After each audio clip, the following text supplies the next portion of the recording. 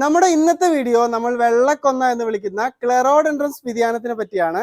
Chain of glory, മണിക്കൊന്ന എന്നീ പേരുകളും ഈ ഒരു ചെടിക്കുണ്ട്. മൊട്ടുകൾ കാണാൻ ചെറിയ ബൾബുകൾ പോലെയാണ്, ലൈറ്റ് ബൾബ്സ് എന്നും ഈ ഒരു ചെടിയെ വിളിക്കാറുണ്ട്. നമ്മുടെ കണിക്കൊന്ന പൂത്തു നിൽക്കുന്നത് പോലെ വെള്ള കളറിൽ കുലകുത്തി പൂക്കുന്ന ഒരു ചെടിയാണ്. നവംബർ മുതൽ മാർച്ച് മാസം വരെയുള്ള ഗ്യാപ്പിലാണ് ഈ ഒരു ചെടി നമുക്ക് പൂക്കൾ തരാറുള്ളത്. ഡയറക്റ്റായി വെയിലടിക്കുന്ന ഒരു സ്ഥലത്തോ ഡയറക്റ്റ് വെയിലടിക്കാത്ത എന്നാൽ അത്യാവശ്യം ലൈറ്റ് ഉള്ള ഷെയ്ഡഡ് ആയിട്ടുള്ള ഒരു ഏരിയയിലും ഈ ഒരു ചെടി വളർത്താം. എന്നാൽ പോലും ഈ ചെടിയിൽ നല്ലപോലെ പൂക്കൾ ഉണ്ടാവാറുണ്ട്. ചട്ടിയിലോ നിലത്തോ ഈ ഒരു ചെടി വളർത്താം.